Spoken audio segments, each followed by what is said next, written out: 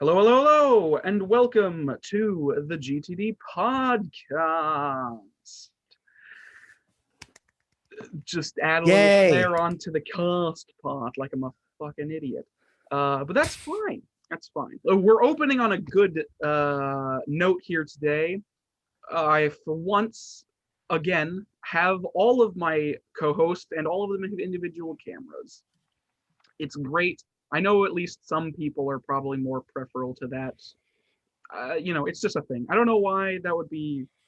I don't know. It's just a thing. A lot of them have that. Anyways, Yeah. I opened with a tangent today, so now hopefully I won't have to go in tangent. I'm here with, not as always, but with my co-hosts, starting with Matthew. We can't hear you again. Hello. Yeah, I was muted. Oh my goodness. Yes, also Max. Hello. It's me again. Yeah, he wasn't here the last two episodes. It was one, I believe, but hey, something like that. Yeah, something. I don't like know. It's been a long couple weeks. And we also have Devin. Hello. Hooray! Yeah. And without further ado, or what not do, you know what? I'm not a grandiose person. I don't know why I decided to go last and also just introduce myself without further ado, like I'm a pompous dickhead. But there we go. I am Aaron N0r4x, whatever you prefer. I don't care.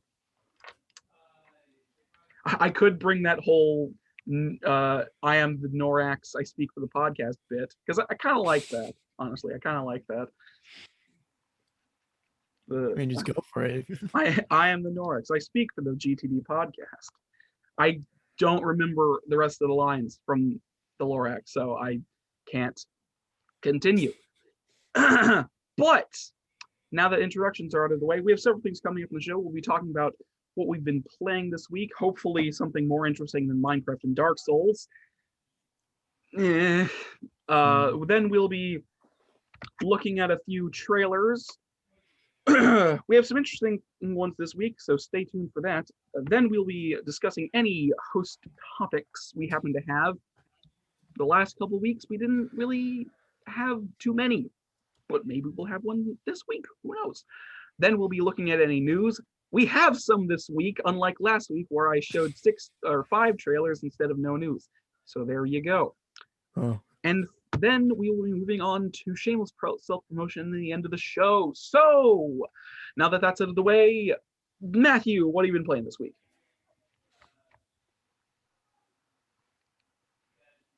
Can you guess the answer? Is it Minecraft?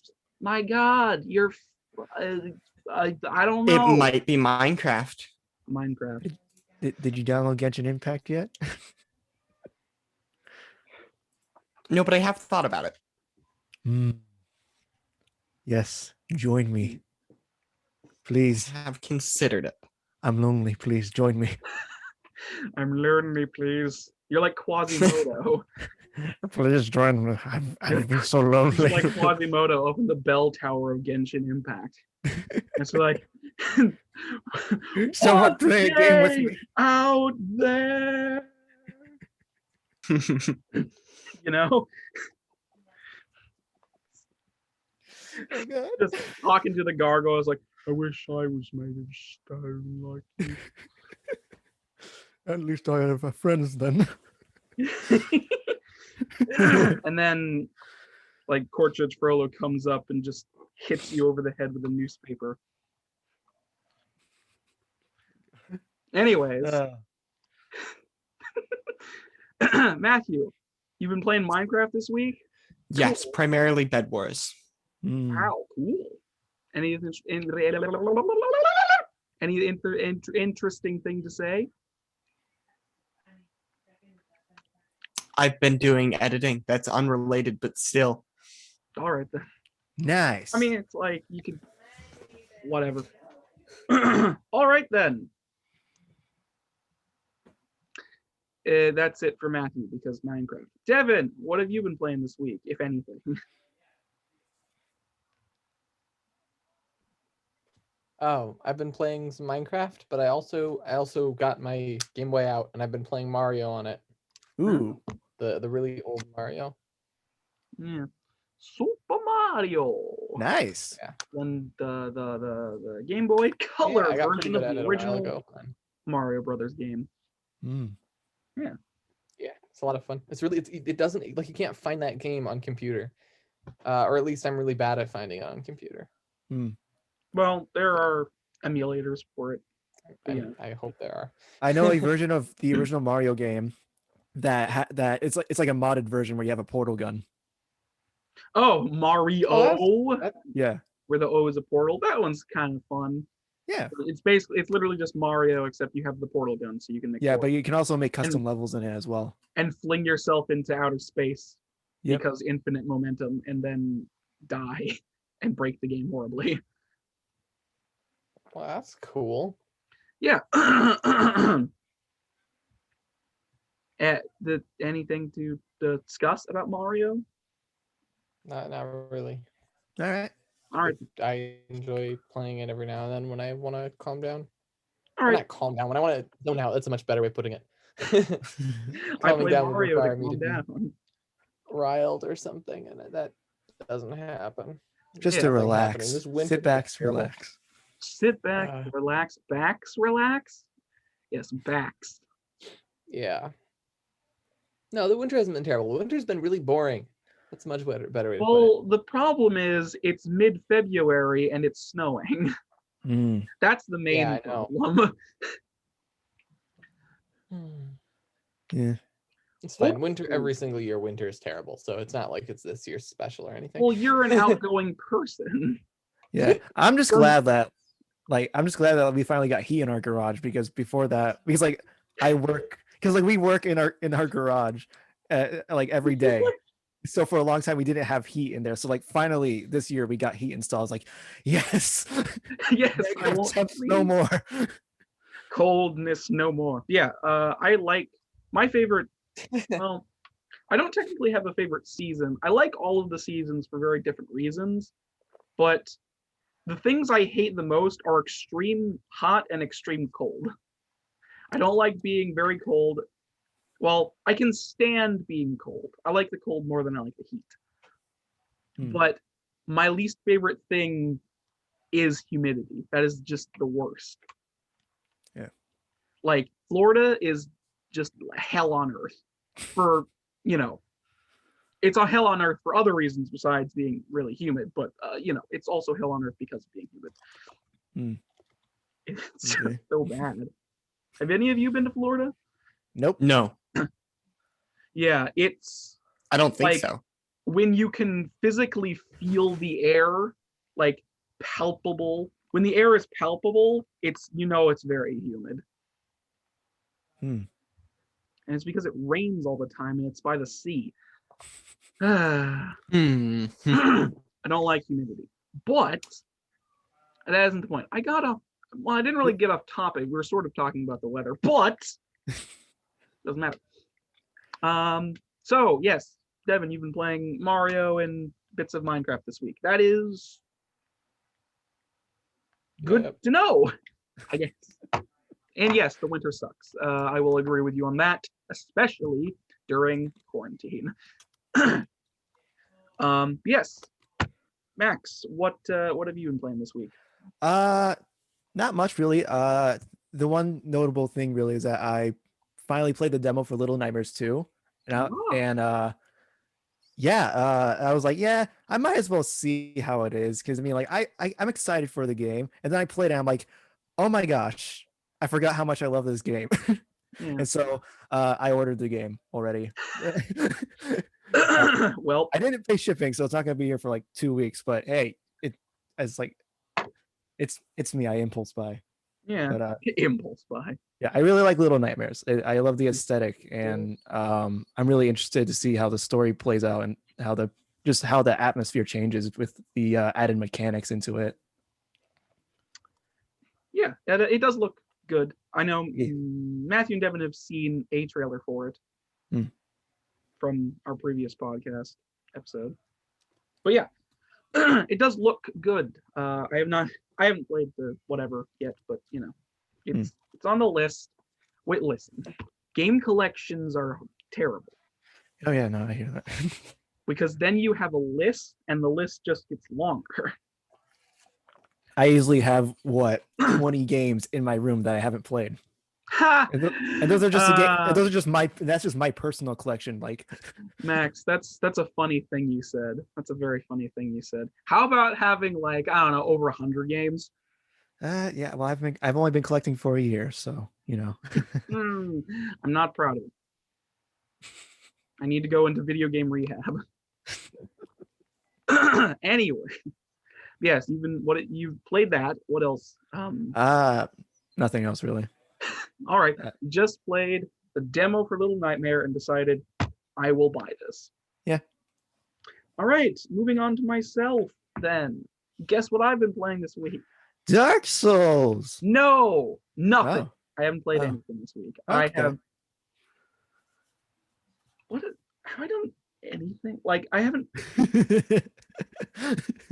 Trying to remember if I've done like anything worthwhile this week. Probably not. I've wrote a little bit of stuff, but I haven't played. Yeah, I haven't played any games this week, so I have nothing to talk about because I'm terrible at being a podcast host. Isn't that great? But yeah.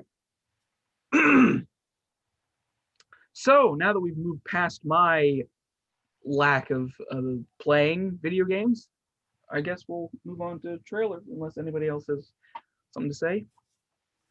We're a gaming podcast. Yes, we are. Gaming podcast, yas. A gaming podcast where we spend like 3 minutes talking about the weather. What am I doing? Okay, so our now that we've moved on to trailers, our first trailer today is serendipitously the Little Nightmare official launch trailer. So let's see that now.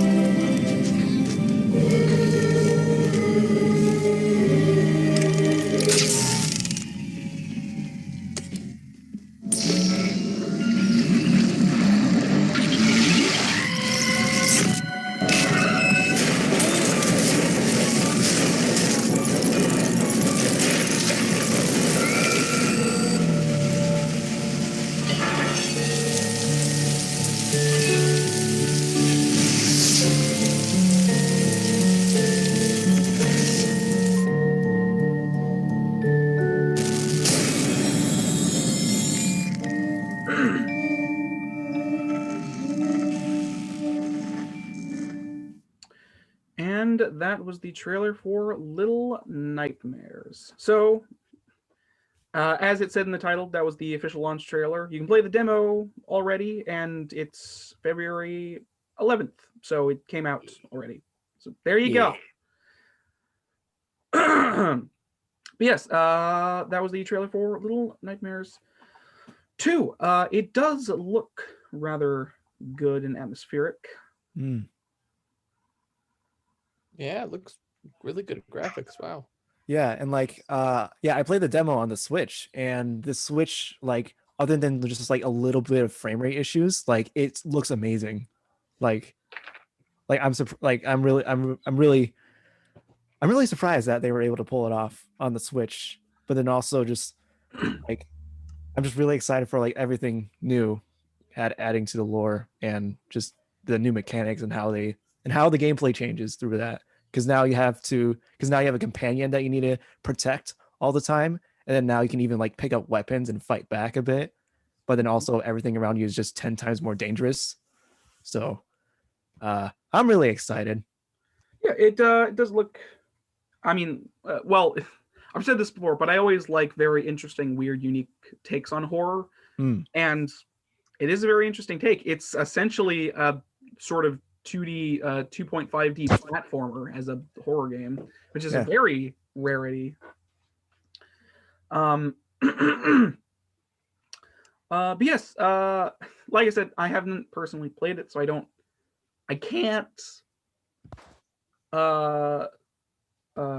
go into much detail about the game in particular. I can tell you that I am going to get a fucking strike on this video because it's being published by Bandai Namco. So be careful about that if you're recording videos on it. Oh. Yeah, Bandai Namco is a prick. So anybody who wants to release content on Little Nightmares, be careful. Bandai Namco is coming for you. But yes, that is Matthew. What do you think? It's a horror game. I know you don't like horror games.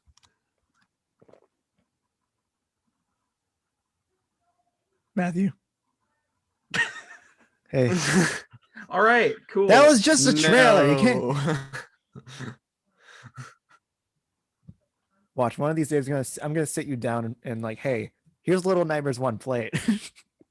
It is very good. No. Yes. Just I haven't. Yeah. Little Nightmares 1 also is very good. So yes, everything good. Golly, good. Opinions and all that.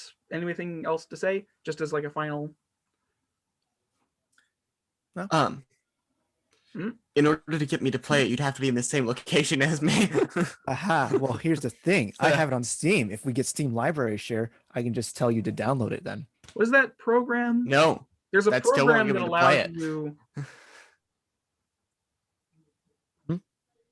I don't remember. There's a program. This wouldn't work. Oh yeah, the Steam link. Yeah. Well, there is that, but yeah. Anyways, excuse me. All right then. If that's all, let's move on to our second trailer for today, which is for the Ratchet and Clank Rift Apart official release date trailer. So, let's see this.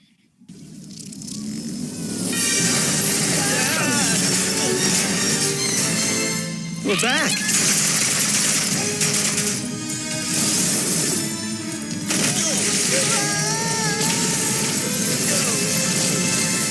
Ratchet? Who?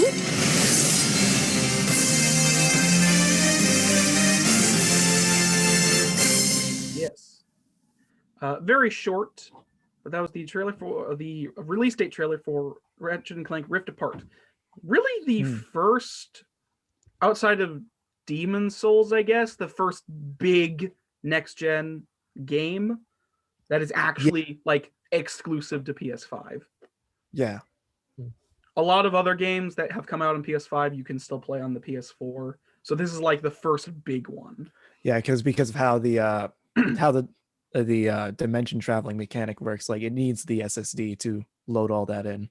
Yeah. Also, as it said in the trailer, it was kind of blocked by the video other thing, but June 11th is when it's coming out. So well, obviously none of us can play it because PS5, but yeah.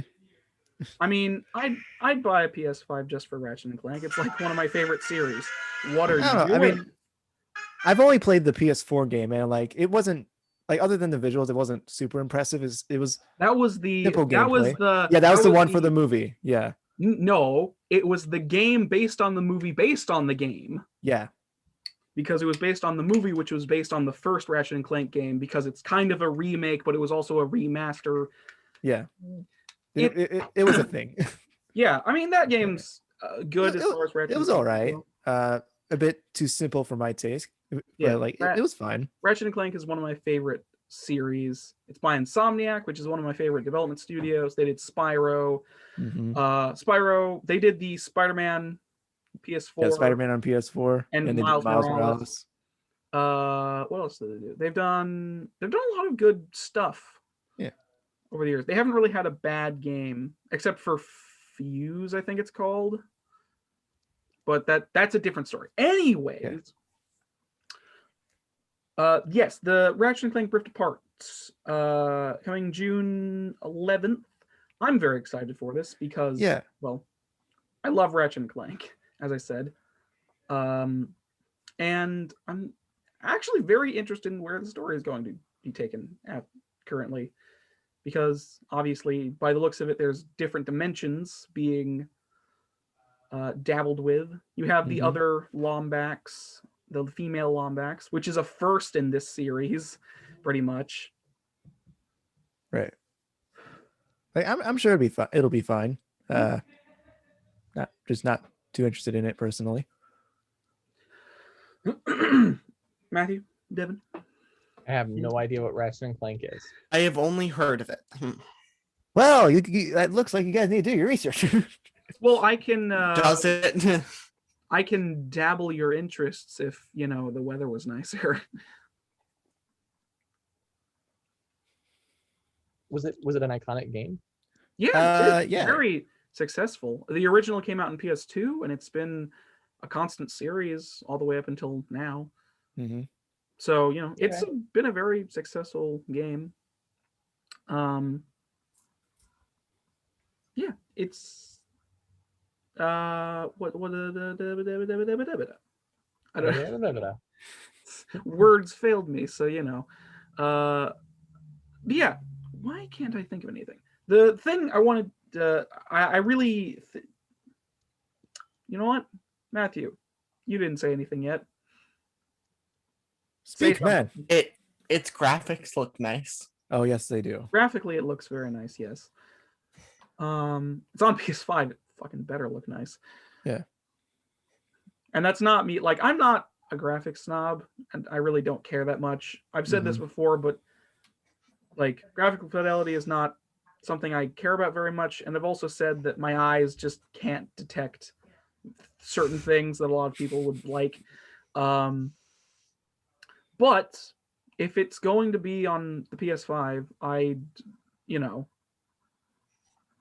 you might as well use all of what you have. Yeah. Graphically. No, go for the bare minimum. Of a PS1. Oh, you mean outright games? And then put it on a PS5. Yeah. And then just make it the longest game ever. Outside of some pre-order bonuses, I'm very excited for this game because it's just going to be a video game. Yeah. That's the thing. It's just gonna be a fucking video game with nothing attached to it. It's just gonna be a fun video game. Right. Yeah, Like, it's not gonna have any loot boxes or microtransactions or anything shitty. That has the gaming industry has done recently attached to it. It's just gonna be a fucking good game. Yeah, I think Insomniac. I think the only time they've really done DLC is with like the Spider-Man game, but that was that was story content. That I will say is closer to what we in the business back in the day would have called an expansion. Yeah. Back in like the 2000s, when you basically put entirely new games on top of your old game and it was called an expansion. Yeah. And then DLC happened. Anyways. Yeah.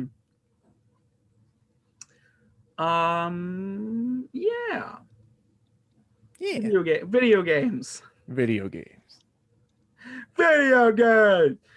yeah, the words. I feel like I wanted to talk about this. I watched it before and I feel like there was something I wanted to bring up, but I've forgotten it. So, yes, anything else to say before we move on to our final trailer? No. Yeah. All right. Then I will just bring us to our final trailer for today, which is the Super Mario 3D World plus Bowser's Fury launch trailer. So let's see this.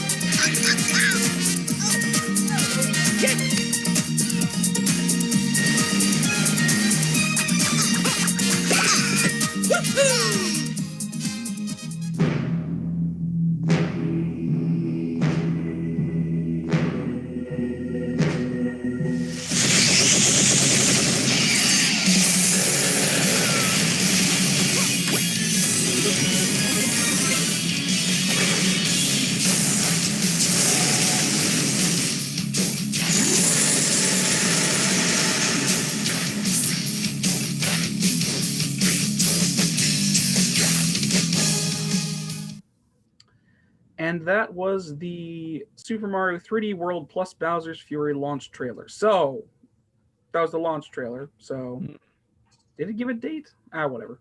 It's out, most likely. Most. I love most. Most likely. Gotta say, the Godzilla versus Kong trailer looks pretty good. This game is way better than that movie will ever be. Yep. I don't know. I'm Yes, not a fan of. Oh, go ahead. No. I was just gonna say I'm not a fan of 3D Mario games. So I'm not interested. But it's like, people like it. Well, yeah. So this is obviously a sort of remastering of Super Mario 3D World, which was a Nintendo Wii game when it originally Wii U came out. game. Wii U game. Sorry, Wii U. On the Wii U. When it originally came out, it was actually very successful at its time, and it was a very interesting game to me because it basically took 2D Mario levels and put them in a 3D environment. Right. That's what the game was. It was the 2D Mario experience of going through a level, and you jump on the flagpole, and you have like a timer and lives, but it was in a 3D space. Yeah, and it was a sequel to 3D Land on the 3DS. Yeah, both of those games I think are very good. The multiplayer feature's a little weird, and the camera's kind of janky at times. Maybe those are fixed in the remaster, though. But the main piece of this trailer is the Bowser's Fury content that is being added to the game, which it looks to be more or less kind of similar gameplay to Mario Odyssey. So you have like the more open 3D environments, the Odyssey camera, sort of the Odyssey movement, and you also have Baby Bowser is there as well. Bowser Jr. rather, who looks helping Mario stop Godzilla Bowser. Yeah, that's one thing that really bothers me a bit because like the Bowser's Fury looks more like an expansion to Odyssey, yet they're kind of just putting it with 3D World, even though the gameplay style looks very different. So well, it does have all of the other stuff that Odyssey doesn't have, like power-ups and stuff. I mean, yeah, I guess I don't know. I really don't know much about the games, but just like just from what I've seen, the Bowser's Fury looks so much like Odyssey that like it. I kind of wonder if they were originally going to have it for Odyssey, but then put it for 3D, but then just put it in with the 3D world. But I'm not sure. Yeah, it looks very good. I'm excited. I'm genuinely actually quite excited for this. I like Mario a lot. I like Bowser. I'm excited for the music. You might have heard the freaking death metal growling in the background during the fight. Yeah. Bowser. But what was I gonna say? Yes.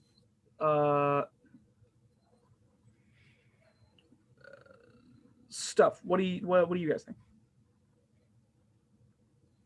I'm really not big on Mario for the most part. I've only played the one that we have that works with the Game Boy, the one for the Game Boy Color. Mm-hmm. But otherwise, like, I've seen footage of the other Mario games, and they don't, like, they look fine, just not my type of thing. So I mean, yeah, same yeah, here. same with this. It's not really the type of game I like playing. All right. Devin, What was the question? What did you think? The trailer. Your thoughts? The Mario trailer? Yeah. It looked. I actually had an opposite thought than Max, which is, ooh, it's an actually 3D Mario game. Well, they've had like 20 of them. It's nothing new. In fact, they keep. Yeah, but it's new Yeah. to me because I'm very out of the loop. Yeah, you might like Mario Odyssey then. I maybe. played it for 2 hours and hated every minute of it. It's just, I just couldn't enjoy it. But like, I'm not talking about I'm not saying I like 3D Mario games. I'm just saying the one Mario game that I encountered that I thought was going to be fun. It was a 3D Mario game where the combat was 2D. And so you'd run around collecting things in a 3D environment that was cool and vibrant and like you could move around and stuff. It was pretty straight line story. I didn't like the game very much. Was that a Paper And then Mario the game? combat Or- was really bad. I I don't It know. was the Dream World one, the Mario Dream World, Luigi's Dream World, I think. Every Mario- time you got into It combat, came with the 3DS. Yeah. XL. That's a sequel to that's like Super that's Mario. that's the RPG Super spin-off Mario. series. Sorry, it's Mario It was fine. Luigi Dream Team, which is part of the Mario. Oh, right. Mario and Luigi Dream Team is part of the Mario and Luigi RPG saga. Yeah. So it's an combat was RPG. Yeah, so those weren't developed by Nintendo themselves. Those Oh, were thank developed by goodness. another company. They So- were Yeah, that- making, something soft before they went out of business. Yeah, Their logo was a B. I don't remember. It's something soft. yeah, I'll look it up. Ubisoft or no? The Dream Team game was fine. I don't remember doing too much in it though. So What game are you talking about? Are you talking about Dream Team? Yeah, Mario Luigi's Dream Team because that was on the 3DS. yeah, the one that came with the 3DS XL. Wait a second. Yeah, and it was No, developed by we're Alpha talking Dream. about Super Mario Land, right? No. No. Devin said Here. he played. It's Super Mario Luigi's Dream Team Did he though? because that was on the 3DS. Well, I know Uh, it was on the 3DS, but did it come with the 3DS? Yeah, Yeah, it they had a came with 3DS. the Huh? it came with the 3DS XL when we bought ours. So we had it. So we did actually mess around with it. Yeah, that came out in 2013. It was fine. Yeah, I can't see myself ever playing through it. Yeah, I had the first game on the Game Boy, the Superstar Saga. I never finished it though, but that was fun. It's just like a Pokemon with quick time events, basically. You can't compare every freaking RPG to fucking Pokemon. Well, no, it was Pokemon, but it had Yeah, quick time combat events in mechanics. it. Yeah, its combat mechanics were very similar to Pokemon. No. It's just God how damn it. In a way. the whole But the yeah, whole overworld worked. It was Yeah. very similar to Pokemon mechanics. yeah. Now that I'm thinking back to Oh, Alpha Dream? That was- Yeah, it was done by Huh. Alpha Dream. They went out of business after right. after that. That's Alpha Dream. What am I thinking of? No. Yeah. Yeah. Oh, yeah, defunct. Wait, they went out of business last year? Not the last year, the 2019. Alpha. The year before last. Yeah. Hudson Soft. Yeah, I still Hudson Soft is the company I'm thinking of. Yeah, Hudson Soft went out of business a long time ago, but I thought they were part of the Mario and Luigi thing. I don't know why I thought. Why did I think they were? Hold on. That series was like the RPG spin-off series, but the other mainline Mario games like Mario Odyssey, 3D Land, 3D World, the Galaxy games, those are all like different Mario. Those are all their own 3D Mario games. So they did have 3D All-Stars come out on the Switch, but I think it was limited quantities, so I don't think it's on sale anymore actually. But that had Mario 64, the first 3D Mario game, Mario Galaxy, and Mario Sunshine. Yeah, that's for Mario's 35th anniversary, Yeah. which included 3 3D Mario games. I'm going insane. So yeah, Devin, if you're interested in 3D Mario games, the 3D All Stars is an option, and an Odyssey. Okay. Odyssey people say is really good. I didn't care for it, but I mean, like, Okay, a lot of people enjoy it. that's okay. That's where I got confused. Hudson Soft are the Mario Party guys. Ah, that's what that is. Okay. Yeah, okay. So Hudson Soft are the people who originally did all of the Mario Party games until they went out of business. So everything after 8 is not part of the original team that did Mario. Right. Anyways, what were we talking about? We're talking about Super Mario 3D World plus Bowser's Fury. It looks fairly good. Yeah, it looks fun. Yes, anything else to say or mention or just have thoughts on? No.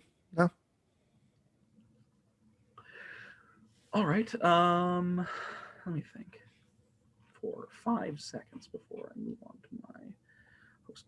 Okay. Yes. So yes, that was the trailers this week. We'll be swiftly moving on to host topics then. So who's got one?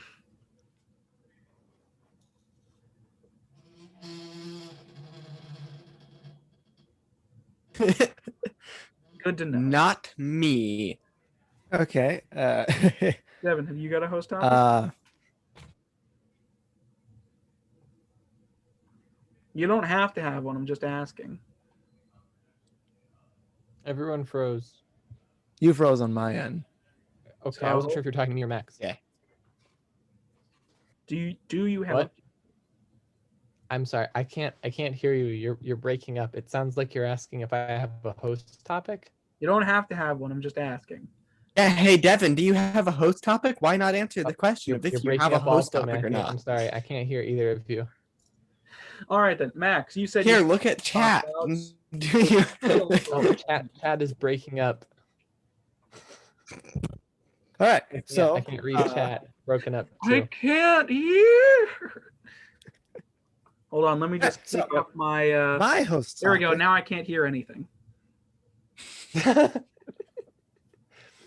Oh boy. All right. So Max. All right. That's how glasses work. Yes, Yeah. it Yeah, is. no, I'm sorry. I It's didn't fine. bring a host topic. I thought about it last night, and then I was like, well, I'm sure I'll think of one later. And then I was thinking about it before the podcast, and I was like, I'm sure I'll think of one later. Well, Mm. it's fine. You don't Yeah, have no, to I always don't. bring one. I It's don't. just if you have something interesting to talk about, just bring it to the table. So Max, you said you had a host topic. Right. Is it about? Right. So make it a wild game. I want to discuss Right. cinematography in video games. A lot of games these days, especially first-party games and AAA titles, are moving to more cinematic. There's more cinematic routes, so they're more just I'm like. just gonna moving say- play. Sorry to interrupt you, but it's not moving to. I mean, they've been doing it for a long more time. They've been cinematic doing it for the past 10 decade. years. Yeah, they've been doing it for the past decade, but like even more so now, like more than ever, it's becoming a lot more linear and a lot more on rails and is more just for a cinematic look and all that. I want to know your guys' opinions on this because I like it, but I think there is a very good time and place for it, and it really depends on the execution and what type of game it is. Yes, that is correct. So what are Time. your guys' thoughts? Well, I'm usually the first to jump in and start spieling for far too long. How about one of you go first? Because I mean, I know you guys. I mean, because we've been showing you guys trailers that have a lot of voiceover and a lot of like interesting camera angles and stuff like that. And like you can see, like in the Little Nightmares trailer, like that was very cinematic. There was a lot of interesting angles and stuff used for that, and a lot of those are actually just in the game. Yeah, So I think that's all interesting. Yeah, so I want to know your guys' thoughts on that. Like, I have a lot to say about this. okay, Go! that's good. Good. Yeah, Devin, you talk. Speak, man. Okay. Basically, I noticed this with the Lego games, because the games that I played are like the first-person games, Lego games, and then a couple of third-person games, and most of the time, those are the only types of perspectives that you want in a game, because if you try to make if you try to have a camera angle where the player can control it, but it's also not like it's not just behind the player third person, it's like a zoomed out third person. It gets hard to see things properly, because you got to have restraints or else they can start seeing through walls, and that's not good. But then it gets like hard to control, like both Dark Souls and that other game. What's that game called? Kami? No, it's also true with Okami. Dark Souls, Okami, sort of Breath of the Wild, and there was one other game that's in that kind of category. They're sometimes Monster Hunter. Okay, It's sometimes hard to move the camera around properly with the character. right. And it makes combat pretty hard. Yeah, depending on the game. I think that might have more to do with the controller being pretty like sometimes hard for me to use because I'm just bad at controllers. No, I think you're right in that opinion. Okay, a lot of so- Go. a lot of games. Sorry. Okay, you go, Devin. having an independent camera, like a camera that moves independent of the character, often gets disorienting. But then if you try to do first person, it's even more disorienting. And so it's like, it starts asking, well, is the Lego like the way Lego games had a not dynamic camera, a controlled camera, where if your character moved over here, the camera would start moving back, and if your character moves here, it would zoom in. And depending on where your character was, the camera would follow, but it was always pretty zoomed out, and so you can kind of see where your characters are going and everything. Right. Fixed cameras. And that way you wouldn't have to worry about the camera continuously moving around and stuff. Right. I find that to be a very for something like that, for like a controlled game with a controller, I find that to be a very good way of doing it for low skill people to be able to understand. And it So tends to be you. less dizzying. Well, yeah, but it also tends to be less dizzying. But on the same token, it's hard. Like it has drawbacks. There's things you can't see with it. Right. Yeah, like Little Nightmares uses that camera system. Yeah, it has So- a fixed camera. Yeah. Yeah. Why So, not like, just go with a 4D camera? No, that doesn't what? that doesn't exist, man. Camera that's like on multiple screens. Sure it A does. See the same four-dimensional character. object, like four-dimensional objects are impossible. That'd be Let's not think about that. Four-dimensional object would have like a 3D shadow. Right. As I said, let's you not think about that. Yeah. Just figure out how to program it into a game. You just have to have multiple screens or multiple areas of the screen looking at the same thing from the different dimensions.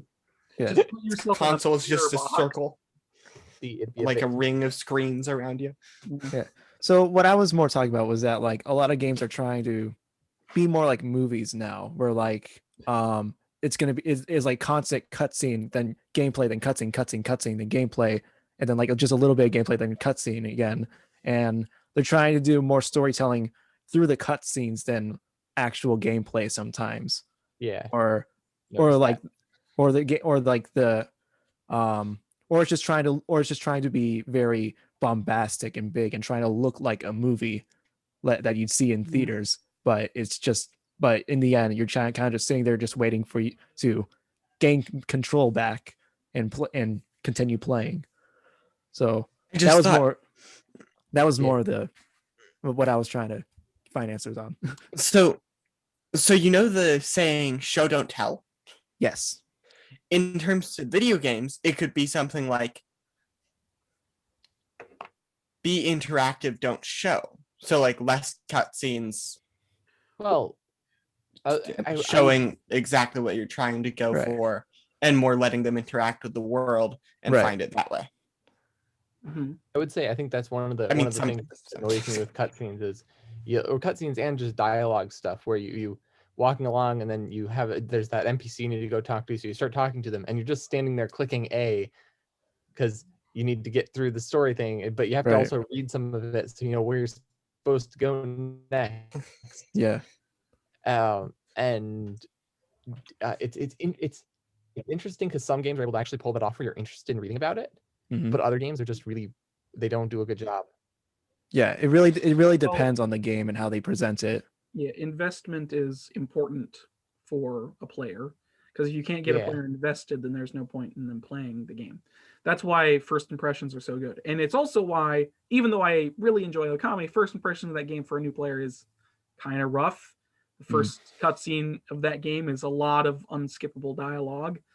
But as long as you have a small amount of patience, I feel like you'll be able to get through it. Yeah, and you don't start gameplay. Like you're not like going around walking to people and talking. You're starting with the. I think with Okami it was a little bit different because you start off and it's like, here is the story and some lore, and it's not like It's this dude who's gonna start telling lore to you. It's like it starts with it's Yeah, like, like it's you start learn for clicking A through yourself. the intro. Okami Yeah. starts with a cutscene Yeah, describing the history of an event, and then you start with basically the world on fire. Mhm.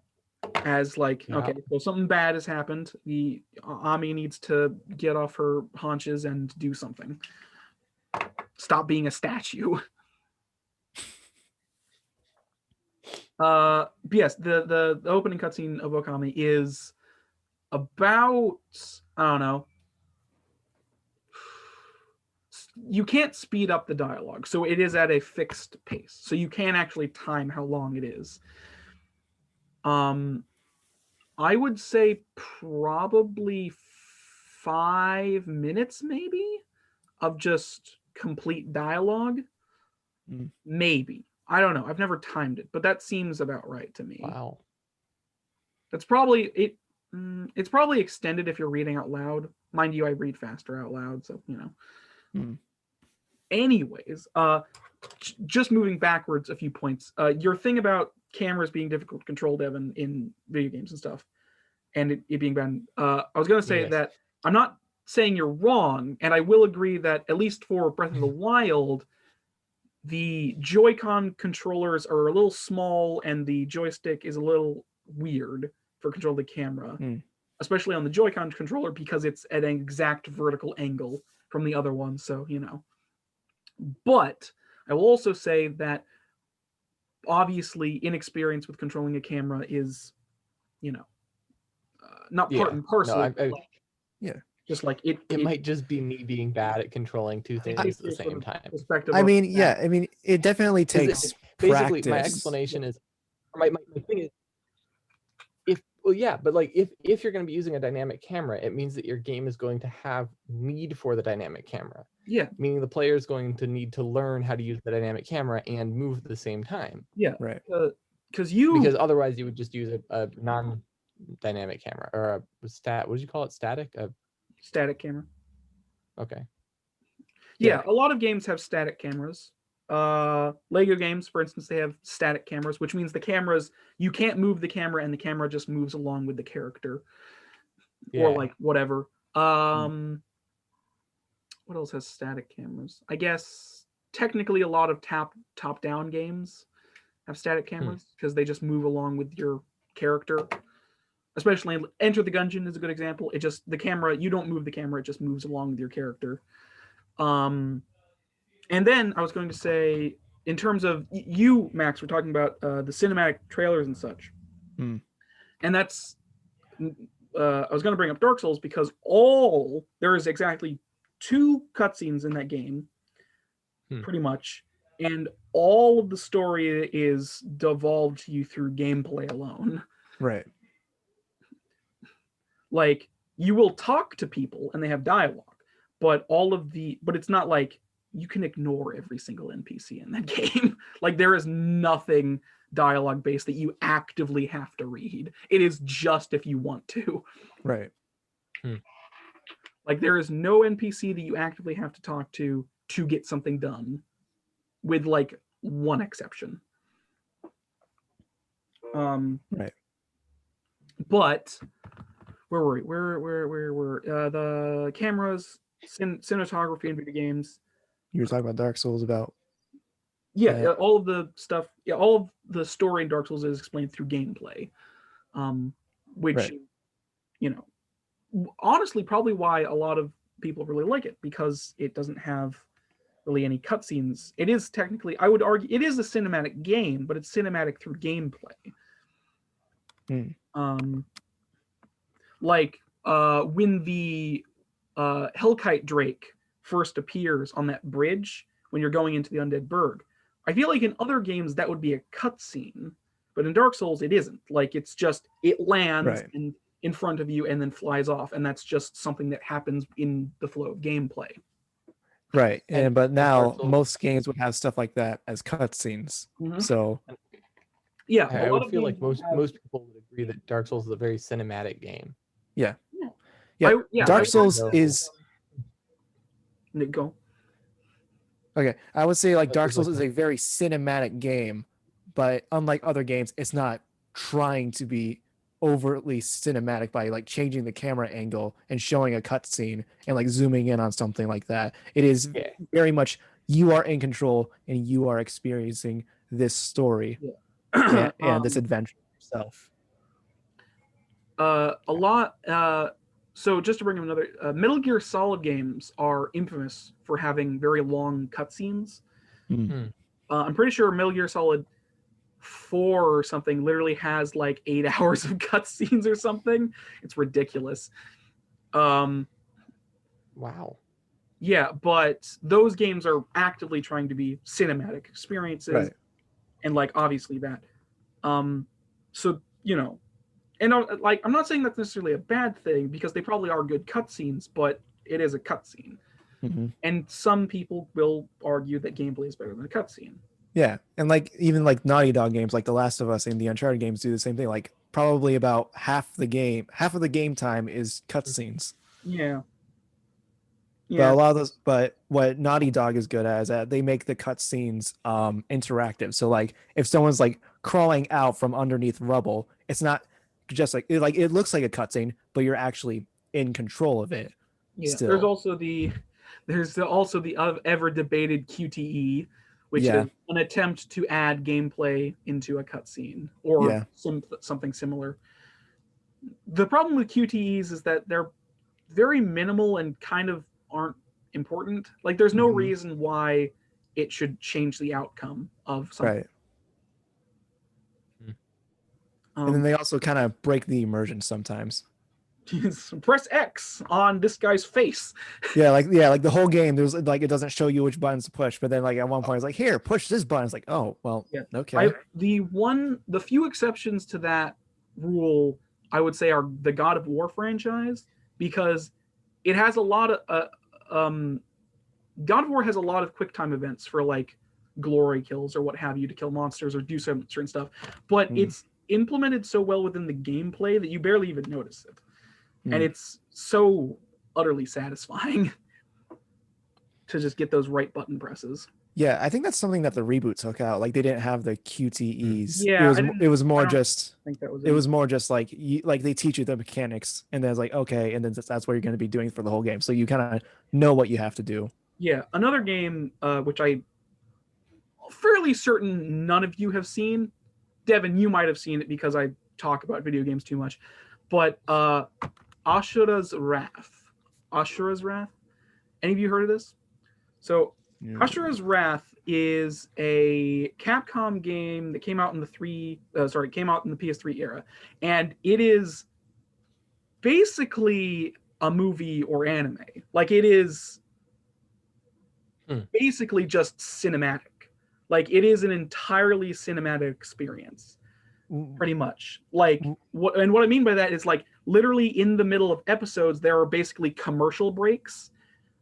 Like there's like opening, there's like recap, there's like, so it's very an episodic experience. It tries to be very cinematic and stuff like that. And at the ending of each like chapter, there's literally like, you know, how you would have like previews at the end of episodes, Right. or the next chapter and stuff. Right. You have the voiceover, and then you have like basically commercial breaks in the middle of chapters. Huh. Where it like cuts to like a screen and then cuts back to the screen, and then you go back into gameplay. And it's like, it's a super duper over the top like character action game, like to the nth degree. What was the gameplay like then? So it is the gameplay is basically just beating up people. Like the most of the actual gameplay itself is QTEs. And that's the thing. Like it uses QTEs in like cutscenes and other cinematic areas to do gameplay. But they're so well implemented. Like they're very well implemented and feel very satisfying, even though it's basically just a cutscene. So is it different from Telltale games in that way? Yeah. So, yes, I would definitely say very different. Okay. Like it's just it feels like more of natural progression. Yeah, because it's like it is, most of the gameplay is QTEs and watching the spectacle unfold in front of you, but it's such a good spectacle and like very well implemented. Like I shouldn't just keep saying well implemented like it means anything, to try and explain why I think they're well implemented. Right. I think they're well implemented because the sorry, words are failing me a little today. Basically the main sort of every time you hit the, so there's like every button prompt has like a little circle that closes around the thing, and then you press at the right time to get like different grades of success on your like thing. And it's like, it's genuinely very satisfying to get perfect every time, because it like perfect, you know, it's very satisfying because it gives you a lot of feedback. That's the word I'm looking for. There's a lot of feedback, not only just in your controller from like vibration, but also just like visual feedback that you're doing something and not just nothing. That's why they're well implemented, because there's a lot of feedback that tells you you're doing something. Interesting. That's what I was trying to say. Anyways, but if none of you have seen it, just look up the first boss. Okay. Just look up the first boss of the game and be amazed. What was the game called again? Ashura's Wrath. It's very Ashura's. it has its roots in like Hindu Buddhism. So you have like the 8-armed, like Ashura, like the god Ashura. So it's like it's like a lot of Hinduism and Hindu gods and stuff like that. It has a really cool style. Interesting. So you play as Ashura, the, you know, six-armed deity. Like I'm pretty sure Ashura translates to like 6-armed something. But you play as Ashura, who has 6 arms, and you can beat the shit out of people with them. Interesting. But yeah, just I have it. If you want to play it, by the way. Okay, I see how it is. I will say I absolutely love the game, and I love the gameplay. I love the story, love everything about it. I will say, Capcom did a really stupid corporate thing, because the true ending of the game is DLC. Oh, geez. Yeah. Yeah. I have the DLC, so I got to see the true ending, but I had to pay like $5 for it. Yeah. Looking at it here, it reminds me of a rhythm game, with how it is kind of rhythmy. But just to give an example, so the first boss, So the first boss of the game is Wizen, one of the 7 deities, and he's like, his main ability is that he gets bigger. So he does. And first he's like much bigger than you, and then he turns into the size of like, I don't know, a building, like a small skyscraper. And then he's just like, you know what, screw you. I'll become like 3 times the size of the fucking planet and just squish you with my finger. And then you blow him up. Huh. Interesting. That's the first boss of the game. It's literally the first boss of the game. Yeah, I would say like a game that does that does something like kind of like this, not with like the QTEs, but with its pacing, and does it really well with it's sort of spaced out and scripted like sort of an anime. Yeah, and you said that like it's paced like a Very TV anime. show with credits and like It has like credits and previews before the next chapter and commercial breaks.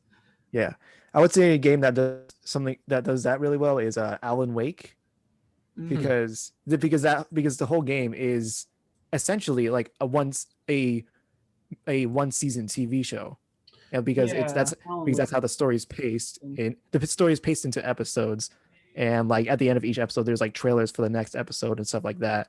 But it does have like cutscene and then gameplay and back to cutscene. But overall the story is paced very well throughout. A good example, since we're talking about cinematic games that are trying to be cinematic, the Dark Picture Chronicles. You've heard of this? So like Until Dawn, Maiden Man, and Little Hope, which is the most recent one. All 3 of those games are made by the same company, and they're incredibly cinematic experiences, or at least trying to be. Right. Like there's like no UI at all. You're just controlling a character, and the first game is laid out like basically an 80s horror movie. Right. Like an 80s horror slasher. So you have all the tropey characters of the 80s. You know, like the jock, the nerd, the bimbos. You know what I mean. Mm-hmm. And you have the monster, which kills all of them. Well, you know, it's essentially just Final Destination, the game. What? It's essentially just Final Destination, the game, right? Because it's just that you take control of different characters and like have them make choices, and your choices end up getting some people killed and some others not. Really. Yeah, those games are trying to be wholly cinematic experiences. Right. What else? I sort of took over the conversation. But, I see what you're saying. You guys have any other thoughts on the subject? Because I think I said really everything I wanted to. Well, Devin, Matthew? No. I don't. What do you think of games taking a more cinematic route? Because I know you like. I know you don't really play too many games, but you've played Breath of the Wild, so you've seen how like there was like some cutscenes are like super cinematic, and then you have the gameplay. But like, would you rather like every cutscene was actually just a playable part in the game, and like no cutscenes at all, or would you, or what are your thoughts on all that? It depends on the game. Yeah. All right. I know that's a very helpful answer. No. It does very much depend on the game. Yeah. Like for if you're Breath playing of the Wild, Breath of the Wild did a really good job because you saw out the cinematics and you knew they were going to happen, and you were really like looking at it, and then when it was happening, you were intensely like, "Whoa, this is cool! I'm learning something." Mm-hmm. Yeah, because also those cinematics are fine. Yeah. But like if you're playing Mario, and then it's like every time Mario goes through the thing, then every time he goes through one of the pipes, there's a little cinematic scene where like he's like running down a pipe, and each scene is slightly different. Like he runs into this old man in the pipe, and the guy's like, "Hello, Mario. You need to make sure to save Princess Peach." And Mario's like, "Yeah, I was doing that." And Yes, I then was he doing runs that. off. and One of my every time for no reason. the infamous your princess is in another the joke to that It's just kind of funny, actually. goes for ages. That's the thing though. It's like because in the original Super Mario Bros, it's literally just like a toad in the castle just saying your princess is in another castle. Like, wait, how do you know that? Why were you here? Yeah. Who did I just fight to get here? You know? Some of the newer Mario games do a better job of that. Like New Super Mario Brothers 2, they had it where each castle there you had to fight one of Bowser's kids. Yeah. And then in the end you'd see like in the end of each boss you would see the next of Bowser's kids grab Princess Peach from her cell and then go to the next castle. Yeah. That's also kind of ridiculous, but it's kind of But I mean like it makes more sense. It does make more sense. Yeah. But the I was gonna say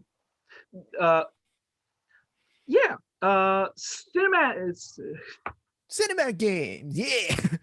Why can't I say just one sentence? Just one without loving it. Yes, no idea. Since we were sort of discussing Breath of the Wild slightly a few seconds ago, but I couldn't say my piece because I kept flubbing it up. Breath of the Wild is another example of a game that it does have cinematics and I said trailers, I meant to say cutscenes in the game, but it is an open world game. Like most of the gameplay is just going around and seeing what's about. And honestly, it does sort of like there's a thing in video games where there are individual stories being played out through gameplay alone, and those stories are your own. Right. So video games that don't allow an amount of freedom to the player don't feel more restrictive because the player isn't making their own stories through gameplay.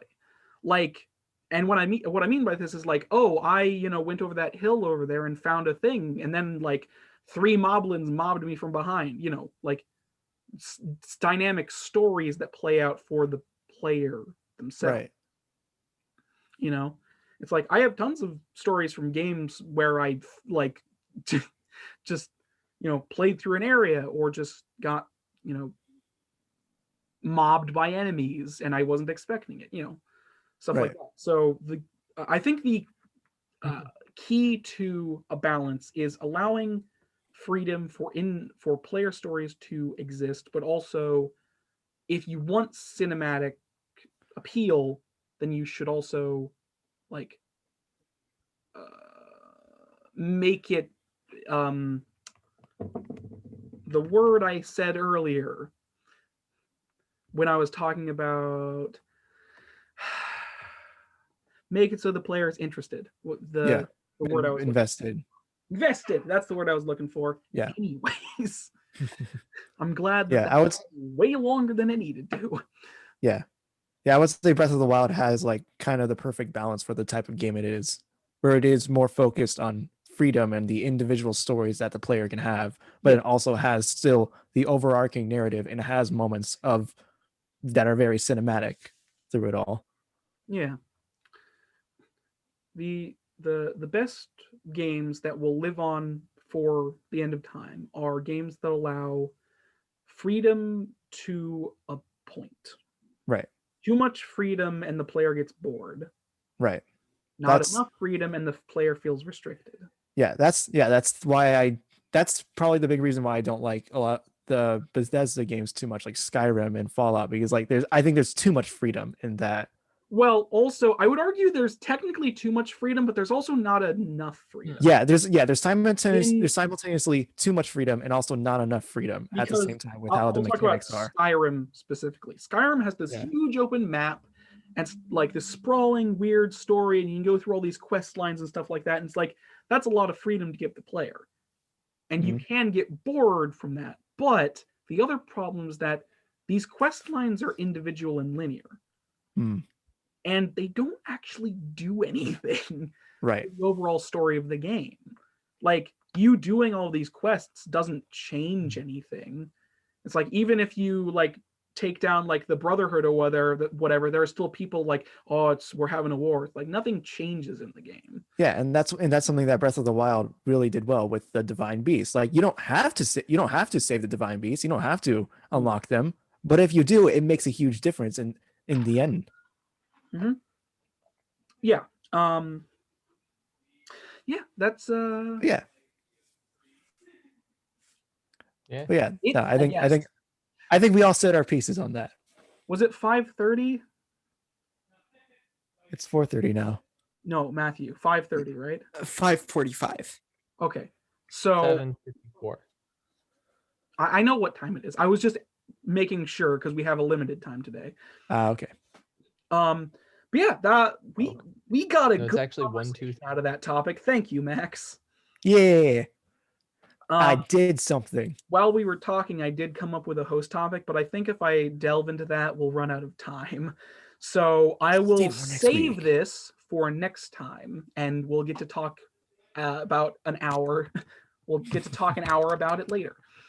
So that was host topics.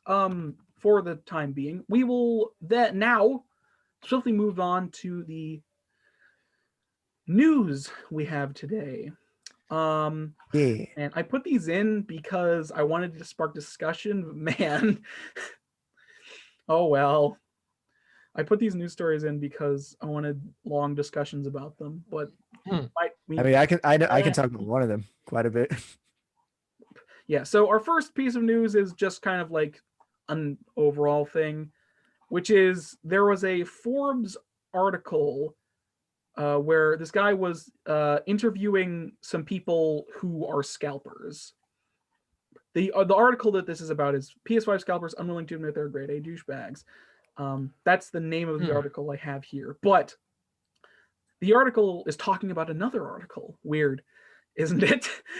Yeah, there is a Oh wow. interview with Forbes. A man who claims to have purchased 25 PlayStation consoles in January and resold them for upwards of 350 profit. So yeah, it was an article where a individual who is a scalper was being interviewed and talking about what he does and stuff like that. It was like, hold on, where's his quote? Okay, here's a quote from him. So essentially every business resells their products, said Jordan. Tesco, for example, buys milk from farmers for 26p or per liter and sells it for upwards of 70p per liter. No one ever seems to complain to the extent as they are currently doing towards ourselves. That's because, my friend, you are not a business. Yes. Also, I'm pretty sure what you're doing is illegal. It's not illegal. It's Well, actually, no, it's not actually. nothing about it is illegal. It's just his claim, like he's trying to claim that he's some kind of business that's giving. Where's his other quote? Yeah, there seems to be. There seems to be a lot of bad press on this incredibly valuable industry, and do not feel that it's justified. All we are acting as is a middleman for limited quantity items. Said, But here's the thing, man. You're That's- not buying straight from Sony. You are buying from. yeah, you're- that's the thing. It's like the middleman is the aren't- stores that you buy from, and you take all their product and then you resell them. So you're going through two middlemen. So yeah, everyone's going that's through the two thing. middlemen. It's like if they like, it's just, yeah. like Sony raises like so Sony is the distributor of the product. They sell the product with a little bit of an additional cost because they need to pay their employees and stuff like that. So they're paying for the Yeah. materials and the employees. And then let's say Walmart buys the PS4 off of Sony and then they sell it. They need to sell it at a price to include like taxes and all that stuff, which Sony did as well. And then also they need to sell it at a price that like also so they can support the stores and the brand and everything, and also whatever licenses they need to sell that. on top of taxes and all that. And then this guy buys it and jacks that price up, but doesn't use any percentage or anything. He just jacks it up a whole bunch. Like he's not like budgeting. He's like, okay, well, this is like the gas money that it costs to ship it. This is the I need to pay this employee or anything. No, he's ripping people off. And I'm not okay with that. Yeah, it's just kind of because like they aren't a business. Like they're trying to sell themselves as a business and this like we're giving to the people who can't get them kind of deal. And it's like, no, you're not. No, you're not. You're not. I would say in actual like just to play devil's advocate, I would you like doing I would that, say don't you? well no No, yes, it's fine. It's just you play devil's advocate a lot towards me. I notice. It's fine. It's fine. It's just, Okay, go ahead. I think they're right. They do provide a service. They don't provide a service in the same way that middlemen do, like for example, Walmart being a store that that's the thing. Get the thing from rather than buying from the manufacturer. I will just say one thing. They don't provide that like catalog service. They claim no, because middlemen, but if we're talking about middlemen, like the stores you buy the PlayStations for are the middleman, because otherwise you would just buy them directly from Sony. They're not middlemen. They're buying them from stores, which are the middlemen. They're triple men. Right. I don't know what to call them. They're not middlemen. They're not. They claim to be, but they actually aren't because they aren't buying stock directly from Sony. They're buying them from stores, which are already buying them from Sony directly to give to people who want to purchase them. So they buy stocks from supermarkets and then sell them like on eBay or something for ridiculous over prices. Anyways. Yes, but they do provide a service to a specific group of people. Yeah, people who really want consoles for no reason. Right. Like that's the thing. It's like I will say people who want to get the console soon. There's this sort of not Max. There's Aaron, this sort of circle of blame that's going on where it's like there's this circle of blame where you start with the scalper, or you start with the consumer for buying consoles from scalpers, even though they could just not do that. And you blame them for not being money savvy or whatever. But then you start saying, well, if the scalpers are douchebags because they're doing this regardless of what the people want. So they're doing this because they know it will make money. But like, there's this, like, then you blame them. And then you go all the way back to Sony, where you start blaming them for not producing enough product to placate everybody. So there's this massive circle of blame. And none of them are exactly in the right. No. Like, yes, there are. No. These scalpers make money because people buy they're not from them, but they have to buy consoles from them if they want consoles because. Sorry, what was it? Okay. Sorry, I didn't mean to go off. Sorry. You're cool, man. Basically, they're not. I would say they're not really providing a good service, but they certainly are providing a service. Right. Because if you have 1,000 people that want to buy the what is this called, the PS something, PlayStation 5, yeah. If you have 1,000 people that want to buy it, but there are only 100, which is, I don't know why there are only 100, but there are only 100 for some reason. Yeah. Only 100 of those people will get it. What the scalpers are doing is they're making sure that the 100 people who get it are the 100 people who will pay the most for it. Yeah. Yeah. I mean, you're right. It's just it's a service because it means the people who will pay the most for it will be able to buy one if they want to buy one. But it's not really a service because it still 100 people are not getting them. It is what we like to call a cottage industry. Yeah. And I would say even the people who buy from them probably don't want them to exist. Like if scalpers stopped existing, they would probably just wait up all night or hire someone to wait up all night or something. Well, that's the thing. It's like, it's obviously distribution is an issue. And I will always say the way you get rid of like pirates, like obviously scalpers are never going to go away because their whole deal is to buy up entire stock from stores. So even if you do have enough stock, scalpers will swoop in, especially right now because of all the digital sales, which is the really bad part, because they can just set bots to buy up all the sale from digital storefronts. Yeah. So, it's not like they don't have to go there in person and do it. Well, because you There's no can't limit to digital we're in inventory. quarantine. No. There are limits to digital purchases because a store can only have so much stock. Yeah, they The buy up digital- the stock, but they do it Oh, from a digital you're store. talking about physical stock that you're buying online. Yeah. Yes. Physical stock that you're buying digitally. It's really bad Well, right I now would say because of quarantine and the coronavirus. So Okay. people want to buy these, but they have to buy I have digital storefronts. Right. Okay, I have an argument to that then. If I say I really want it, could I hire someone to build a bot so that I could buy one? I mean, yes. But so that I could buy one first. So I what's the guess. difference between hiring someone to build a bot to buy me one and me paying the guy who built the bot and bought a whole bunch of them for one of the ones that he bought? Obviously, there's a Because you're difference in buying one for yourself, where that person is buying all of them. is buying all of them and selling them for over $1,000 a piece. Yeah. Yeah.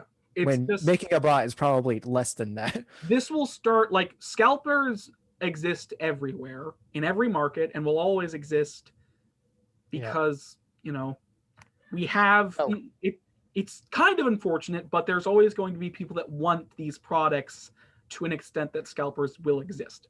So that's just a fact. But physical, like, this will start to go down once physical storefronts start opening again and people will actually be able to go out and purchase one for themselves.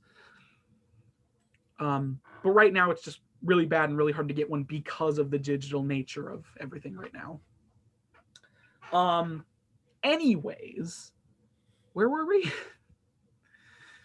Scalpers, yeah, they suck. Just as a general rule, scalpers suck. But it's just this article, like, if you want to read the entire article, you can. It's pretty good. It's just, if you want to get angry at scalpers, go ahead. Yeah. Whoever wrote this article was clearly very angry with how much language they put in. I respect that. Yeah, it's funny. Yeah, that's it. It's worth a read and it's worth a discussion, which we got out of it. So yeah, I'm happy. Yeah, that's anything else to add? We'll move on to our next bit of news. All right.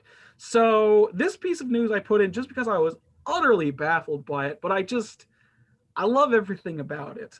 So a Pokemon and Post Malone concert. Now you may be wondering. My first thought was, why Post Malone out of all artists to do a Pokemon digital concert? Yeah. So this is a very short article, but there's a virtual concert with Post Malone for Pokemon, the 25th anniversary or 35th anniversary? 25th. Yeah, the 25th anniversary for Pokemon is this month. But there's a 25th anniversary Post Malone virtual concert for the Pokemon Day. And it's like it's cool, I guess. I'm just baffled by Post Malone. I'm just baffled by it. So I mean, I think it looks like it's because he is also 25. Like he also just turned 25 as well.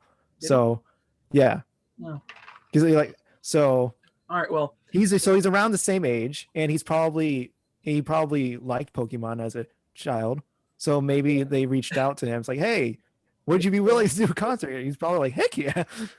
Let me just read some. I don't know. Post Malone quickly from this article. Yeah. So Pokemon Post Malone sounds like the follow-up album to Post Malone's 2018 Bar Bongs and Bentleys, but it is a real thing that is actually happening because 2020 isn't done fucking with us, I guess. The circles around his teaming up with the Pokemon Company concert this month in celebration of Pokemon Day. There's a trailer for the concert in the article itself, which you can look up on YouTube. It's called Get Ready for the Pokemon Day Virtual Concert with Post Malone. That's the video. So you can look that up if you wish. Fans, Pokemon might be a bit closer to a circle than I think. Months older than the Pokemon franchise itself, so it stands to reason he might have spent his formative years catching them all. Yeah, like you said, Max, this article does bring that up. That he's 25 and is only like a little younger or older than the Pokemon franchise itself. So there's that. Also, apparently this wouldn't be the first time a rapper has made news over Pokemon, with the rapper Logic dropping 180K on a Charizard card last year, apparently. So there's that. Yeah, it's just a very short article talking about the Post Malone concert with Pokemon. I just wanted to talk about it because it's ridiculous and I love it. It's ridiculous, but also awesome at the same time. I don't know, man. It Post Malone. Post Malone, man. I don't know. Yeah, the guy who has all his albums explicit. So yeah, it's just a little confusing, but also kind of hilarious. Yeah, no, I'm definitely tuning into that. I definitely want to see. Oh wait, it says in the article when the concert is happening. Oops. No. Yeah, on Pokemon's official Twitch and YouTube channels at 7 p.m. Eastern time on Saturday, February 27th. Yeah, so that's day of the anniversary, of the Pokemon 25th anniversary. So tune into that if you like Post Malone, I guess. I'm sorry. I just think it's really funny. Man, I want to hear a hip hop remix with the Pokemon theme. Yeah. Because he's a rapper, so it's like, I don't know, man. Anyways, yeah, that's all I have to say about Post Malone and Pokemon. I just thought it was funny. But yeah, how long? Yeah, I think that was it. This is a fair length. We got a few good discussions out of this. Yeah. We've been going about 2 hours, give or take. Anyways, that's not important for the episode. We've been going for 1 hour and 32 minutes and 40 seconds. How do you? I have how long the meeting's been going on at the top right of my screen. Yeah. It's fine. It's an hour and a half. It's cool. Yeah, that's a good length.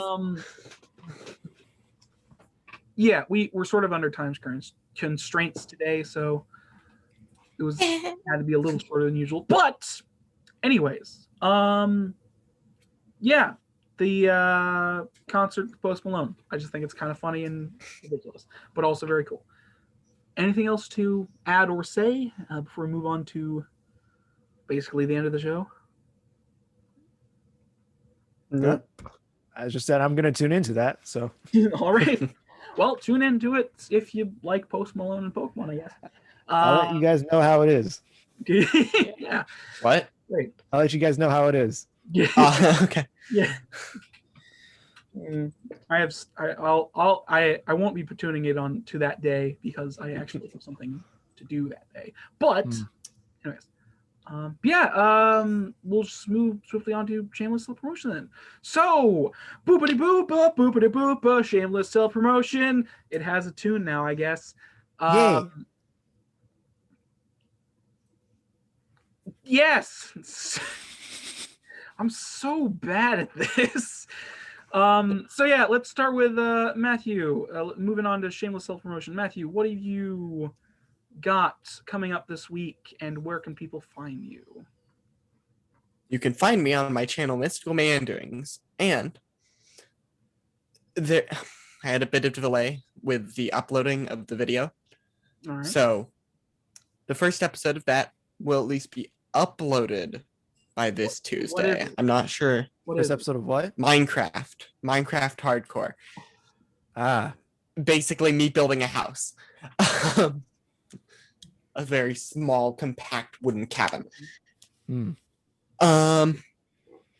And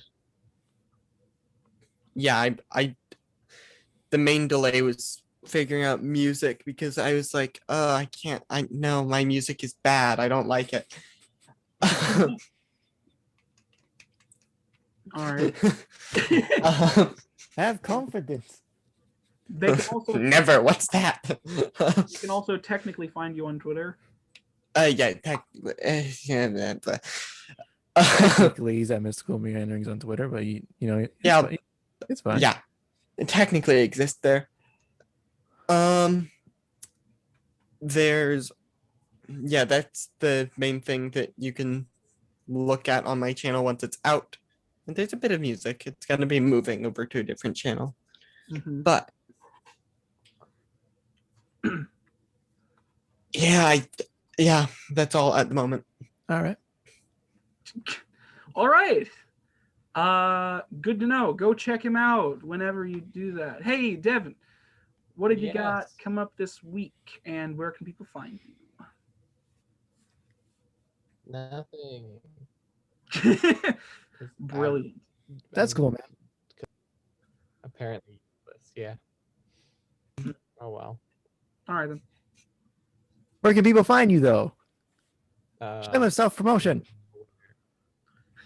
Nowhere, because I don't Oh, exist. so you gave up on all of your channels now? All You of can- your you can channels. find me on, I don't know, on DeliaZ and DevMafu Gaming. Have you and decided Blended. to? What? You know what? What about Spray? I have many channels Expensive linked Ray. in the description. Go check them all out. If none of them have new uploads, that's fine.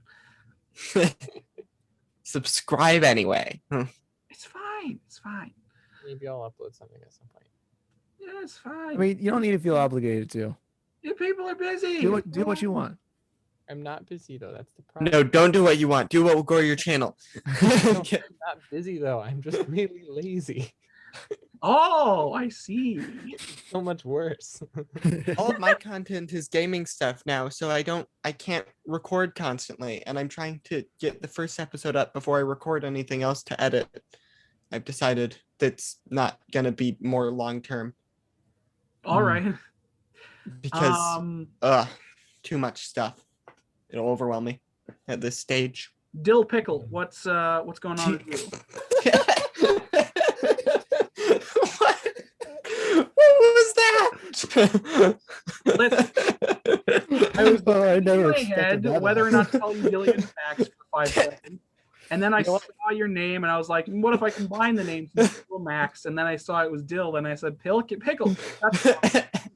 You know what? Oh, I'll there take you Dill it. go. I pickle just is not a explained my combination of entire those. joke to you. I'll take. I'm stealing that. That's mine now. Yeah, you can find me on Dillian Cracker on YouTube. I don't know what video is going to be up this next week. Your but- next There's an unboxing next video, video? and some kind of isekai video that came out a few days Yeah, Oh, yeah, I I had an unboxing video. I looked for garbage isekai. Next week will either be something about VTubers or something about or another isekai insanity. I don't know yet. or your next video could be called "I'm a pickle," a dill pickle. It's just Picker me. Men's On, Dill it's Pickle. just I'm Pickle Dillian. It's just Oh, me yeah. eating dill pickles. Just a video of I'm you so eating dill funny. pickles oh man, that'll Nobody be fun. cares about that. with copyrighted anime themes in the background, so that it's still Jack, you technically should turn anime. yourself into a pickle and become Pickle Dillian. You know what? I might just do that. No, don't do it. Don't submit to the fan base. Don't do it. It's not What even. fan base? I was gonna say Listen, us three. no, I'm making a reference to Rick and Morty. Oh, Specifically. Oh, Yeah, yeah, I don't really watch that, but I know about don't that watch thing. I don't watch Rick and Morty, I've but I heard just some know the stuff joke. about it. None of you need to watch it. The joke is that the internet is stupid. And take a show too seriously. Yeah. But yeah, I'm on Dillian Cracker on YouTube and on Twitter, and I also have a second channel called Dillian Does Things, which doesn't have anything really on there right now, but in the next It few has months it'll failed live stream. multiple failed live streams. But in the next few months I plan to have something. I plan to have some stuff on there. But yeah, that's all I got so far. Yes. Cool. Why am I always so fucking weird when I go to myself? I don't understand this. Anyways, Me, the N0r4x that speaks for the podcast. I guess. Sure, whatever. I'll go with it. I will continue to be on this channel, obviously. I'm in a recorded D&D campaign with Devin and Matthew and the person who hosts them, David, and then those videos will come out whenever they come out. I say this every week. Just they'll be out. Don't worry about it. Yeah. I will obviously continue to be the main host of this podcast and continue to get an episode every week, even if it kills me. And I can reveal this now. There are 3 videos coming out before the end of next week. Really? Hopefully. I have a Mario video where I discuss the first Super Mario Brothers game, a Legend of Zelda video where I discuss all of the Legend of Zelda console games for the sake of the 35th Zelda anniversary, and finally a Pokemon video discussing all of the Pokemon games for the Pokemon 25th anniversary, which is also why I will not to be turning into that concert because of that. I will probably mention the Post Malone thing though. And those will all be coming out when they come out. The Zelda and Pokemon video will come out on the anniversary dates, and the Mario one will come out probably before then, possibly after. I don't have an exact date for that one. But yes, those will be coming out. Whoosha! Yeah. Enjoy them when they come out. I just need to write some more stuff for them and then obviously record them. And edit. Which requires the use of a microphone and a building where nobody can hear me scream. I don't have soundproofing on my walls, and other people live here with me. I don't have soundproofing on my walls, and other people live here too. Have you do seen they me get scream? annoyed? That No. isn't But the do they point. get annoyed when you scream? As long as I close like 3 doors, it's fine. And are you sure they hear you? I'm pretty sure they can. We have thin walls. Okay. Anyways, that's all you'll get from me for now. Woo! I'm N0r4x, that guy, whatever. You know what, screw it. Yes, that's the end of Shameless Self-Promotion. Woohoo! Yay! We got through it. I like the silent clap from Matthew. Just complete silent, just no sound came out. Well, actually, I was clapping pretty loudly. My mic just can't catch it up. I'm just saying, it was completely The silent. mic It just looked doesn't very funny. catch it. That's interesting. Like, did you catch that? Yes. Yeah, caught it. I wasn't being quiet with the clapping. Look at your millennialness. I guess I wasn't close enough to the mic. Whatever. Anyways, yes. That's the end of the. That's the proposing- show. I'm proposing. You okay? Yes, I'm just a dumbass. People have stopped watching at this point because it's been going on for too long. Thank you for watching this episode of the GTD Podcast. If you want to check out the trailers and news articles that we looked at, check in the description or the pinned comment below. You can also check out these guys' channels in the same places. Like, comment, and subscribe, or don't. I don't care. I'm not your mom. So yeah,